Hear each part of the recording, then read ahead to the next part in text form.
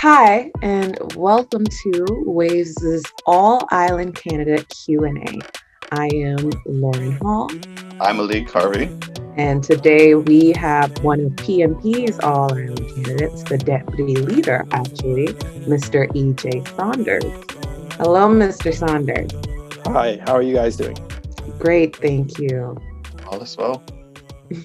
Thank you. All right, just to confirm, we want to know, what would you like to be called on this forum, Mr. Saunders, Mr. Jay? Normally I'd like to be called EJ, but they tell me that because they tell me that it's not going to be on the ballot, that Erwin Jay Saunders will be on the ballot. So I guess it's time for everyone to know what the E is for, and it's for Erwin. So you could call me Erwin or EJ, whichever is fine with you. All right, well, knowing you prior, I will go with EJ. I don't know about Alik. I'll do the same. Okay, so we're just going to jump straight into the questions. And actually, I think this one is one that the people who do know you would think you would have quite a bit to say on it. EJ, when it comes to the topic of e-government, what is the vision that you and the PNP have for e-government? Okay, I don't like to say e-government because it ties it down to too much as a tool, a particular tool. But e-government is really digital government, but I prefer to call it government as a service, because government is supposed to work for people, and it's how can we make government operate better. I like to give an example of how last January, so about a year ago, I needed to renew my US visa expired, and I needed to travel, and I was going to travel on the visa waiver program, and then you needed a police record, and I hadn't gotten a police record practically ever at that point. And I walked in on a particular day, and there was no line. And usually when I drive by, there's a line, all the way out to the road.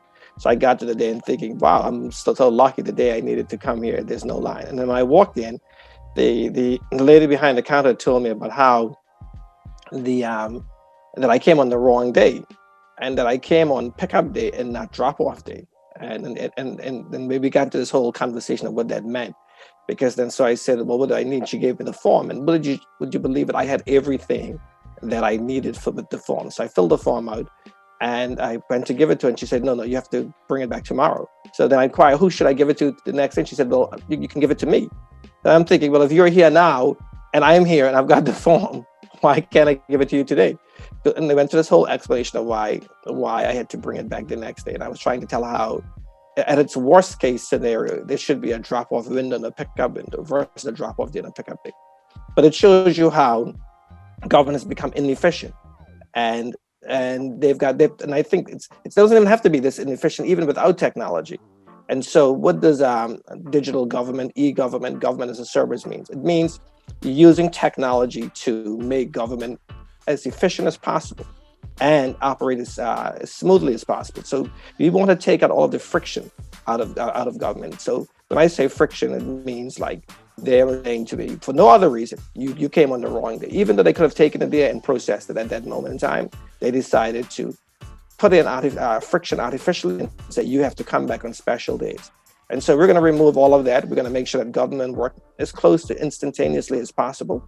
So you have all the things that you're used to in North America and Europe, where you could open up an app, you can make your application for any government service, you can pay for the app. If it's something that you can get that doesn't require any human intervention, you'll probably get the answer instantaneously. If it requires a human being, you'll probably get the answer no less than 48 days. So 48 hours. My apologies. But we're going to be pushing for a little bit of friction. And then the reason why is that if we make it too efficient, then government may not be able to charge for premium services. So you'll try to work in a little bit of friction into it. So a 48-hour turnaround will be great, but if people want it within the same day, 24-hour turnaround, they may have to pay a little bit of a premium for that. But the idea is to make government work as efficiently as possible and as instant as possible. Okay, and I did read the PNP's citizen contract. Yes. Yeah. And in it, I noticed that the PNP intends to be creating a new ministry dedicated to digitalization and e-government. So what would be the function of this ministry exactly? Well, the leader actually came up with that. I prefer to call it the COO position. Really, if you're looking at government as a company, but the idea is to make sure, in my mind, to make sure the trains leave on time. And what I mean by that is that every office, every government function can operate properly. We hate. I personally hate that you go into government's offices, they don't have enough paper, the ink is out, the printer isn't working, the computer isn't working. And so so one of the things about that department is going to make sure that government has everything that it needs to operate as it is now, but efficiently. And then we're going to take it up a notch. We're going to do the things that all of the paper and everything that you're used to dealing with. We're going to take those things and make those processes digital, as I just talked about. Ideally, one that you can do through an app versus doing it just through the website. People talk about portals, but portals is actually yesterday's technology. Today's technology is actually the apps that are used in your mobile devices instead of having to log into a portal. So we're going to move it past the whole portal stage and move it directly into, lack of a better term, my TCI app. I've been thinking in my mind probably that name, and you can then interact with government, and then government can interact with all the citizens. But the goal behind that department is to make sure that every government department is digital. And I don't just mean like digital in terms of online digital, but they have the digital tools. There's still a lot of government departments right now that don't have that. So bring them into the digital world, move that up a notch then to one where there's two-way communications between citizens and the government. And again, tying that to what I said first, about making sure that government can work as efficiently as possible and close to frictionless. Like as soon as you press the button, you should be able to get an answer. I mean, just to step off a bit and say this, the stimulus checks, really the process around the stimulus checks you could have gotten an answer as soon as you click submit. As soon as you submitted your documents, if they were using an artificial intelligence backend, you would have gotten an email saying whether you were approved or you weren't approved. And so we want to get government to that point too, where as soon as you click submit or okay, you're getting an answer back from government. Okay, so is there a time frame around getting that in within the 4 years of elected?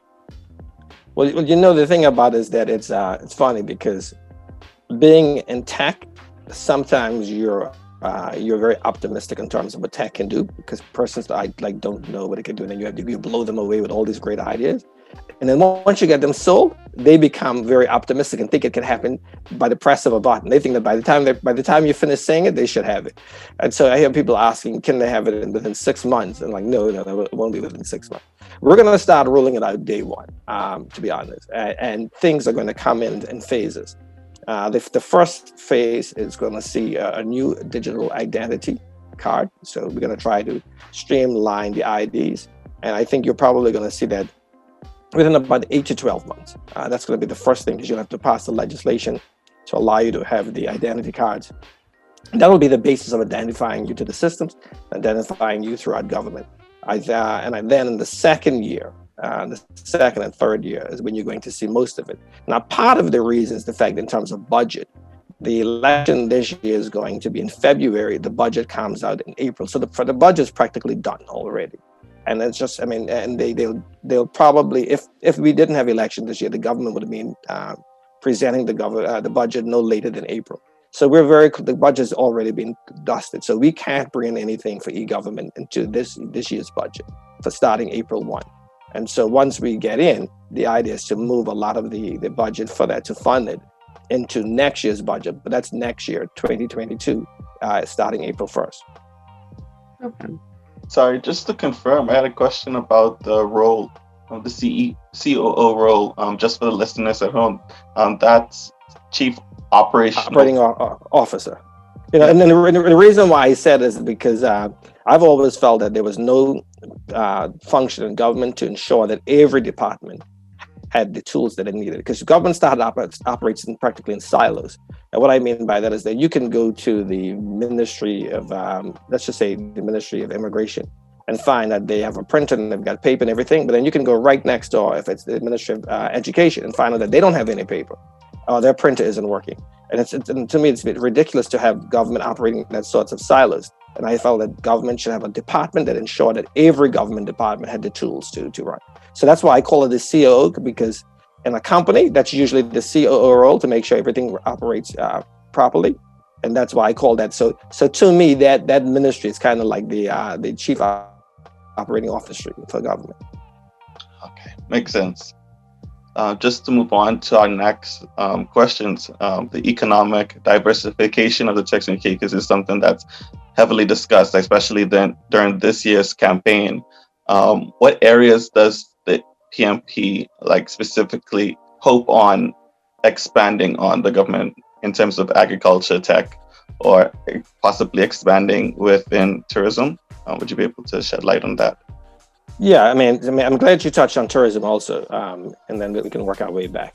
There's a lot of areas in tourism that we can diversify from the main tourist product. Our main tourist product was, for lack of a better term, just beach combing. People come here and they sit on the beach. They may go out for a bit of fishing and diving, but that's the most of it. So 90% of a large portion of our tourists is actually cruise tourists by sheer numbers, but in terms of activity, they're very, very small. So let's put the cruise tourists aside and look at long stay tourists. The long stay tourists, basically what they do is that they stay along the Great Bay Strip. Now Long Bay is becoming a little bit more popular. They go out on the beach, they beach comb, and then they leave. So there's a lot more that we can do with the tourist product. There's a lot of eco spots in the Turks and Caicos, so we can move to ecotourism. There's a lot of underwater caves, nature trails, and stuff that we have not monetized to the point where we can. So the goal is to open those things up and start to open them up to a bit more mass tourism. Give the National Trust where they should fall under. And the National Trust should fall then under the Ministry of Tourism, and giving it a bit more leeway to promote the unique features of the Turks and Caicos, the unique natural features of the Turks and Caicos, whether they be above water or below. Because we've got a lot of nice dive sites and throughout the Turks and Caicos.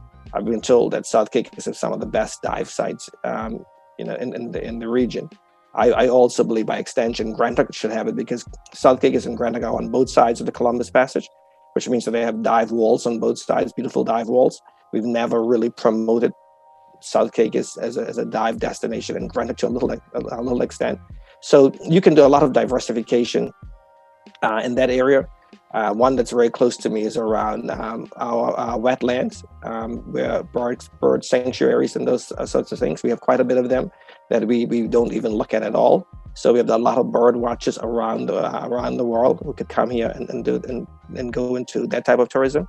There are some other areas that we haven't tapped into: the sports tourism, conference tourism, sports tourism and conference tourism is an areas that we can look into. We already have a stadium here, pretty decent stadium that we haven't started to monetize yet, outside of the Crifter Games in 2007.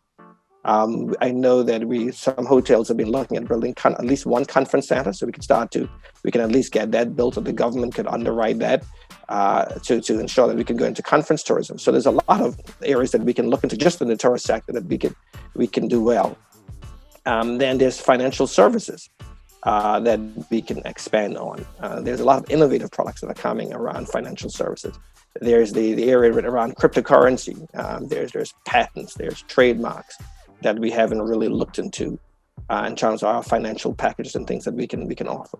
There's a lot of innovative things that are going in terms of cryptocurrency exchanges that we can get into.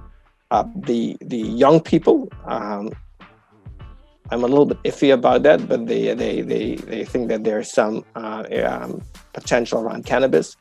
I'm still a little bit out on that. I still have to look into it, but you can't deny it. It's also a growing area that you can look into, particularly around the medical purposes of it. So and then there's the construction industry that we can open up a little bit more. I think we have to pay very close attention to it. But there's always the construction sector that is actually basically, if there's one sector that did well throughout the pandemic, it's the construction sector. So we can look in terms of diversifying that a bit, because we're now moving from large scale projects like 12-story Ritz-Carlton to more villa style, and so you're going to see a lot more the development and construction going around villas that are, very high end, but not not high density things like the Ritz-Carlton. So there's a lot of areas that we can look into. I'm confident that we can get the country out of this in terms of just diversifying in those areas. And then there's agriculture that you mentioned. There's a lot of work to do with agriculture. I don't think that we can ever produce enough to feed the whole country, but in terms of diversifying and scaling up, we certainly can get our agricultural products more diversified in terms of what we're growing and get it out into the supermarket. And then in our fish products from the sea, we can start to look at new markets, not just the United States, but North America and Europe. And there are things that we can do to make that very easy to do. We can get our own lab here that can do the testing to ensure that the food meets the world guidelines in terms of it's something similar to the FDA to make sure that the food is certified to be shipped abroad. So the consumer on the other side isn't afraid that this food doesn't meet the standards to be that they would want to eat. And with economic diversification, there are certain job roles that will come up and will be needed in order for these different parts of the country's economy to flourish. So with that, I have to ask, what is the PNP's plan of action when it comes to educational improvement? Now, I'm the odd one out here with this. And what I mean when I say the odd one out is that I believe very, very, very strongly on education and higher education, going as far as possible. Now, when I say I'm the odd one out, I believe that we normally say, let's get trade schools first. And I understand the logic behind that. It's either that if anyone who is weak academically, let's try to put a safety net for them.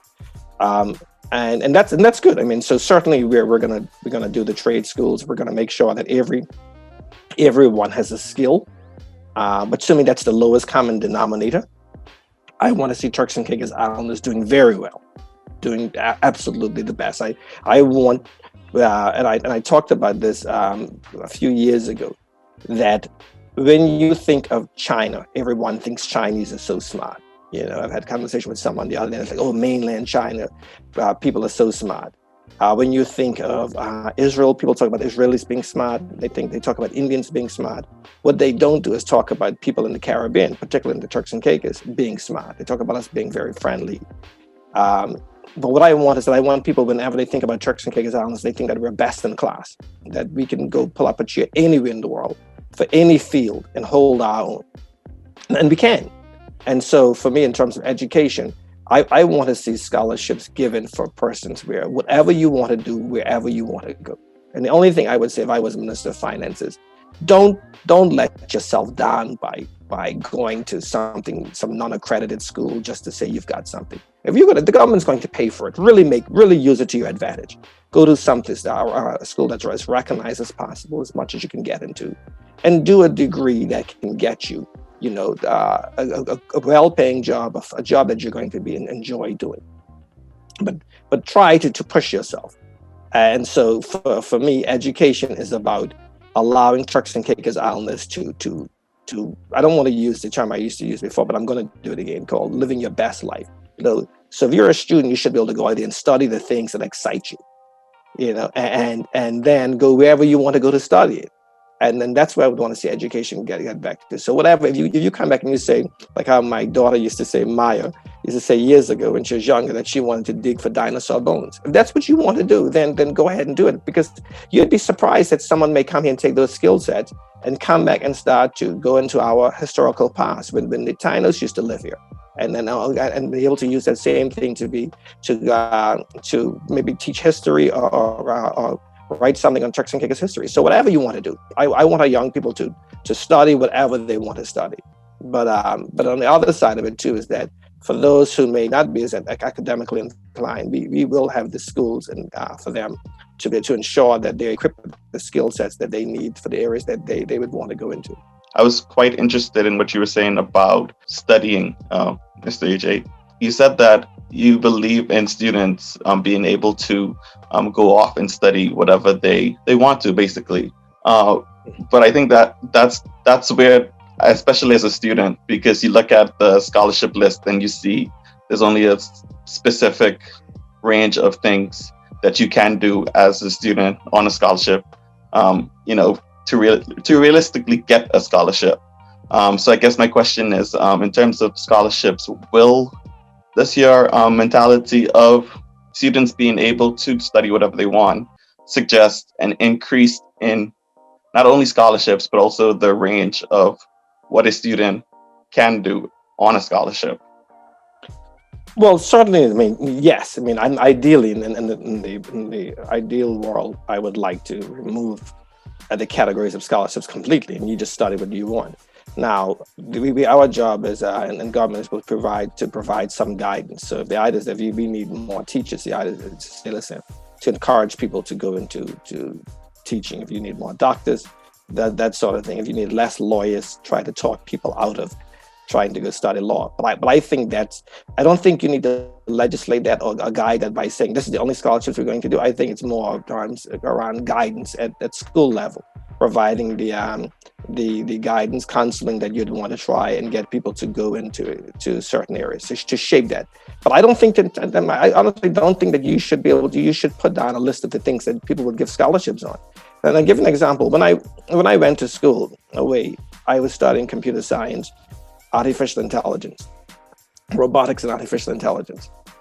There's no way that anyone, I mean, it was so early that when I was working during the summertime, I was working with, which is now Fortis. They had one computer and no one was really using it. So to go there and that one in it started in 1989, to say to people that I want a scholarship in artificial intelligence, and for them to say, well, we're certainly going to give you that.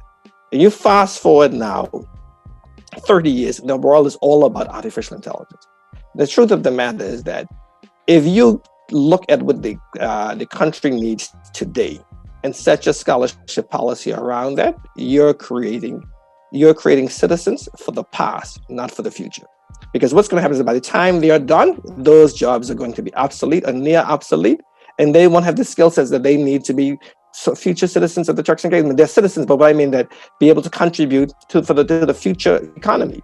And the economy is moving so fast that there's a study that says something like 60% of the jobs that exist today won't exist in 20 years. And then that's being optimistic. I believe it's going to change very, very quickly. As you can see, this pandemic accelerated online collaboration. And so a lot of things that you would have been doing in offices now won't be done in offices anymore. And so, when I was in high school, people were talking about office practices and typing. No one talks about office practices and typing anymore. No one talks about dictation anymore and shorthand. All those things are obsolete. But 20 years ago, they would have been giving scholarships for people who want to go out to do office practice. So can you imagine going off to school at 20, getting a scholarship 20 years ago to do office practice, and at 40, your skill set is obsolete? We can't have that. We need to equip people with skill sets that take them into I can't even say 65, because at the retirement age, we have to equip you with skill sets that you can use well into your 70s. Because what's going to happen in parallel to this is that the healthcare system is going to improve and people are going to live longer lives. My dad is 77 and he's still quite young. Same thing with my mom. And so you're going to have to give them skill sets that they could still use well into their 70s.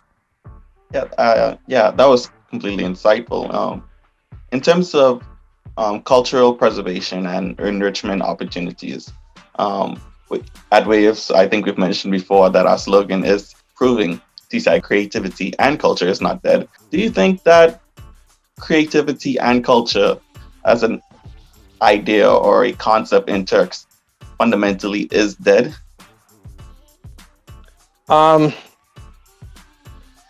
be honest, to be frank, I don't know what TCI culture is, because it seemed to be a little bit of a mix of everything. If you look at TCI music, it's a combination of Bahamian music and Eastern Caribbean music.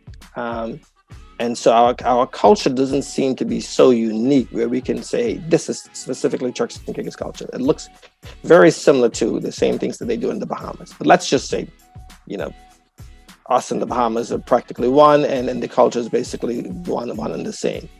Because again, I'm going to repeat it. I haven't seen anything that says this is uniquely Turks and Caicos Island.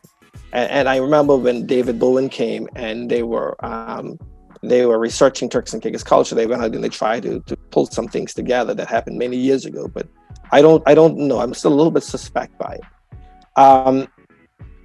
If there's such a thing that's uniquely Turks and Caicos Island, we should preserve it and highlight it.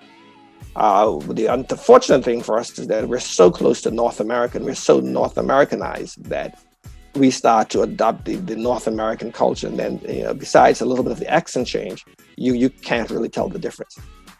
But we should preserve where we came from, and we should find a way to do it. And if there are people who want to get back into that and revive it, let's just say Rake and Scrape is our music, because I'm thinking I've never heard of them talking about Rake and Scrape in the Bahamas as much as they talk about it here. So let's just say Rake and Scrape is Turks and Caicos Island. Then if we have people who want to get into that genre of music, then we should certainly encourage them to do that. If there was a poetry style or a written style of old Turks and Caicos, then we should try to look into that and try to preserve it. But the truth of the matter is that, like I said, if there was, I know there wasn't, let's just say all of our culture was a language, we will find out that very few people will be speaking Turks and Caicos culture, but we should try to preserve it for historical purposes. And as a government, we certainly would owe morally to fund that and encourage people to do it. But in terms of practicing it, we're so Americanized that we probably wouldn't practice it every day. Like, we wouldn't be wearing the clothes every day that David Bowie did their shows in. We certainly wouldn't. I know in terms of events, although obviously the world has gone through this weird spiral in terms of the coronavirus where everyone's staying inside. But I think certain things in terms of culture, most notably events such as Provo Day, will your government look into bringing these back and making them the great events that we know them to be, we need them to be growing up? Yes, I mean, the short answer is yes. I mean, but I would look at it for another reason, not just cultural, because the one of the best set of events that I saw was the jazz, our version of the jazz festival. It was the Provo Summer Festival, but it's really our jazz festival. From a cultural aspect of it, it's probably zero culture. From an entertainment aspect of it, it was really great, absolutely amazing. And the reason why I would certainly get push the Ministry of Tourism to do this, because part of quality of life is doing things that makes you enjoyable. Young people want a diversity of things. I mean, London is one of my favorite cities in the world. And the reason why London is one of the favorite cities is that there's so much to do. And if I would have a food that I wanted, I can eat 7 different groups of food from 7 different cultures every day, a day of the week, right at the end of the week. I could probably push it almost to 30 different cultures of food for the whole month. Eat a different one every day. I can watch movies, I can watch a play, I can watch poetry, there's so many things that I can go and go to a museum, I can look at, art. And that's what makes London one of the best cities in the world. Absolutely one of my favorite places. To a little bit less extent, there's Toronto is the same way. Paris, I'm certain, is all up there. That's what makes these cities unique. That's one of the reasons why you all are living your best lives now, because you get to go to the UK, you get to travel all over the world, to Africa, to Europe, to the Southeast, the South Pacific very easily. And, that's what makes life fun. And then you come here, and then you have North America, and then you're sitting back and you do nothing. The quality of life that you're looking for, and we owe our people, is to be able to enjoy and do a lot of different things that excite you. And part of that is those cultural events that you're talking about. People want to go one time of the year, be able to go to a jazz festival, be able to go to concerts, be able to watch a play, a Shakespearean play, that sort of thing. Completely diversified. If you want to go to a religious concert, you should be able to go to it. Religious festival. So yes, but like I said, for me, it was not just from a cultural point of view, it's from a quality of life point of view. It's to give people, particularly young people, things to do, because I don't want to see Turks and Caicos having a major brain drain where people say, I like visiting home, but living home is boring. The things that I want to do, that I enjoy doing, you can't find it at home. And one of those is those cultural events that you're talking about. So certainly from that aspect, we get, and I think the last time the government did it more as a tourist event to bring in people. But for me, I want to do those things from a quality of life point of view to give our people things to do. Yes, and funny enough, actually, with you talking about quality of life and the things that you listed, it leans right into the questions that I have for you regarding the future of the arts here in TCI. As we told you earlier, WAVES is all about culture and creativity. And you did say earlier that you're not looking at it from a culture point of view, but now creativity wise, allowing people to express themselves. What are the plans to support the arts, such as budding musicians or even fashion designers that we have here in the Turks and Caicos Islands? Now, I totally agree with you on that. I always probably feel like I have a different way of looking at it, but TCI talent, and I want TCI people who are talented in the arts to be given every single opportunity to be the greatest that they can be. We can go from, and let me start off with something that we wouldn't even think about. But when I was in the Bahamas 2-3 years ago, we had some variation one day. We was part of the CEO network of Shark Tank. They were calling it Star Tank, and people were pitching their products. And someone came with products that they weave from the, like basket weaving and everything. And they had it cleaned up and varnished and everything. And you couldn't believe this. You couldn't tell the difference between this and a leather product. And they were looking for an investor. And I was thinking to myself, this is very, very high quality stuff. So what I'm trying to say is that just taking something as simple as basket weaving, and you look at that, this is world class. And if these people just had the right contacts and everything where they could sell it, put a Louis Vuitton bra label on it, they could be selling these things for hundreds of dollars for the basket. All the way up to our world-class singers, people whose voice are no less than some of the best singers. I've seen people in the videography show me stuff that they shot in their room. You couldn't believe that they did this with just an iPhone and a small little area in their room. And they were showing, someone was showing me a fight scene, how they did it inside their house. You couldn't believe it. It looked like a portion of an action movie. All the way up. Our people are talented. They want an opportunity. Your generation also understand what it means to create your personal brand. And your personal brand, and you don't want your personal brand to be in 40,000 Turks and Caicos. You want your personal brand to be global. We understand. I understand. I mean, you may know, Lauren. We a company that I started out of Miami. We just signed a deal with Tubi TV, which is owned by Fox. And our first episode is listed our travel show, and we're doing more. Those are the sorts of things your generation want to do. And like I say, it could be anywhere from basket weaving to carving boats, all the way up to singing, songwriting, drama. I was thinking of the era and thinking of the person that Raisha Higgs, and there's in terms of dance, even if it's in that area, if it's movie making. All of that we owe it to you all to give you everything. I mean, I wouldn't just say give you everything. If the government could tie a jet engine onto you and shoot you off into the stars to be able to give you the best opportunities, we've got to give you the best opportunities. I mean, if Jay-Z can go to Barbados and pick up someone that he saw in a club singing and turn her into one of the world's most famous singers, in terms of Rihanna, we certainly can do the same thing for our people. And it doesn't just only have to be in terms of music. Like I said, it could be music, it can be videography, it could be people want to be actors and actresses, it could be dance, it could be poetry. I mean, some of the best illegal poet, Audley Oswald, he's really, really talented. And we've got a lot of talented musicians to run. So I'd love to see all of you who have any type of skill to take it. And our job is to push you as far as you can go. Yeah, and in terms of minimum wage, I think that's also been quite a discussed topic during this year's campaign so far.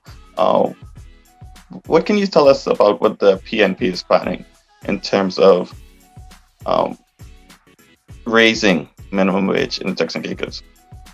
Now, I did a post yesterday, on minimum wage. I've been thinking about it for a while now. Before I tell you about the post, it was maybe a minute and a half talking about specifically about minimum wage. Now, the downside to changing minimum wage and pushing it up is that it affects everybody. So if you're a single mom with a babysitter and you're not making much and they increase minimum wage, that means you now have to pay the minimum wage to the higher minimum wage to your babysitter. So the cost, it doesn't, you don't really get the benefit of it as much as people think. They might think, oh, I'm not making much, but as soon as you start to demand more, all the services that you tie into start to do more. So people who are working at the supermarket now have to be paid more. So they the people who own the supermarket, they're not going to take a hit on their profits, which means they're going to put their goods and services up to pass the cost on. So it's not as easy fix as most people think. But that said, and I did the post and I remember it very well. And I'm going to go through it so people can bring it into context. At $6.25 an hour, you have to work for 5 minutes to afford a gallon of water. Sounds easy, right? But at $6.25 an hour, you have to work for 45 minutes to afford a gallon of milk. You see it? How it's scale up? At $6.25, you have to work for something like 6 days or whatever, but in an 8-hour working day to afford an average utility bill. I said it's about $300. At $6.25 an hour, you actually have to work 20 days on an 8-hour working day to afford $1,000 rent or mortgage. $1,000. Now, you're from the Turks and Caicos. You can't get anything nice for $1,000. If you move it up to $1,500, which is still very cheap, but kind of doable, you have to work for the full month, 30 days. And there's even 30 days, working days within a month, just to make rent. So when you start to look at in those contexts, the part I like to say is that at $6.25 an hour, you have to work for 2 hours to be able to afford lunch for your lunch hour. And then you start to see that, wait a minute, it's something is wrong. And the thing about it is that a lot of people, at the end of the month, they know that they're not covering their bills, but they can't articulate why. They just know that the money isn't going far enough, but they're simply saying, my money can't last. What's wrong? But the fact is that there's something fundamentally wrong, and I think it's in 3 areas. One area is the minimum wage, but the other area is the fact that goes in parallel with it is that the cost of living is just too high. The cost of living is just too high in the Turks and Caicos. So we have to drive down the cost of living. The net effect is this, is what you want. The net effect is more money in your pocket at the end of the day, more money for you to save. And how can we achieve that? We can achieve it without having to raise minimum wage. But I do believe that the minimum wage is a little bit too low. But in addition to raising the minimum wage, we also have to look at the cost of living, and we have to drive down the cost of living. We have to do everything that we can to push down the cost of living. So at the end of the day, you're saving more money, and that money is going into your account, so you could save for you and your kids and your future generations. I always say that if you're living from month to month, if something happens, someone in your family gets sick, you're going to be in a very terrible state, having to wait on the government to react. You want to be in a state, you want to be in a position that, but if someone in your family gets sick, you can at least cover the initial costs until the government kicks in. So what we're going to do minimum wage, we're certainly going to look at where it should be, and where it needs to be increased. But in parallel to that, we're also going to be driving down the cost of living, so the citizens of the Turks and Caicos can then save more. Yeah, and I think it's fair to say that the people of the Turks and Caicos, especially in this day and age, are looking for that kind of support, whether it be career-wise, whether they be in the performing arts or creative aspects of employment, or whether it be in terms of their financial support, in terms of raising minimum wage. I think these are, definitely really, really crucial elements that you guys will be tackling. Yes, certainly. I mean, particularly now, during the pandemic, people need relief. But I think that when you start to look at the cost of living, it's crazy. So we're going to do a number of things, including our housing initiative, to be able to allow people to get affordable housing, and not just in phase 1, phase 2 type housing where all of the houses look alike. We're talking about where you can afford a home, a unique home that's where you don't have to be paying $1,000 and mortgage to live in something nice. But right now it's completely out of whack. minimum wage appears to be too low. And part of the reason is because the cost of living is too high. And so we're going to tackle both of those. Okay, so now, EJ, when we were going over these questions, and me knowing you personally, I guesstimated, and knowing your background in tech, I guesstimated what your answer might be. However, after hearing you answer the questions that we've posed to you and hearing the passion that you have on certain topics, I truly don't know what you are going to say in response to this question. But as such, that means I must ask it. If you were to choose what ministerial position you would get, which would you choose, and what makes you qualified for that? I mean, you're like the third person, Alex, and I always, to be honest, I'm the worst person for that, because I'm the ultimate team player, and I've always said, you can give me any ministry, and I told the leader this, you can give me any ministry. I mean, I'm not the type of person to say, oh, I've got to have that ministry now. You could give me any ministry. If you gave me just library services, that library would be the most wired library in the world. People would be the funnest place in the world. People would be hanging out in the library. That's how I see it. If you give me prisons, I'll have those prisoners, living the best lives. But even when I told everybody that, they say, okay, fine, sounds all good, man. Sounds all good. And then they tell us what industry that you'll be focused on. I truly, there's some fun ministries. There's some ministries that you can look back and think, wow, we could do a lot there. Now, I just think by sure bad luck, probably during the short straw, they'll tie me to something like the Ministry of Finance, probably the most boring ministry there is, or something to do with innovation. And that'll have me dragging and screaming going into it, because it's going to be the one sitting back that people are going to be beating up on you for because everyone isn't going to get exactly what they want in terms of financing. But to me, they're the fun ministry. I probably won't get it. I probably, even if it came down, I'll have to turn it down. But the funnest ministry to me, the one that I can see doing quite a bit of good in, is the Ministry of Education. I think the ability to be able to go and take set a curriculum from all the way to there, and bringing it all the way up, and shape the country, and because for me, like I said, I'm big on academia, and if you give me 20 years in the ministry, I think everyone would be enjoying going to school. We would be doing all sorts of groundbreaking stuff. People in the arts would be the world leaders in the arts, still in the sciences, the math. We would be leading a number of categories. People would be reading about us. The first, person in the Caribbean to go to the and to the moon and to space would probably be an astronaut from the Turks and Caicos.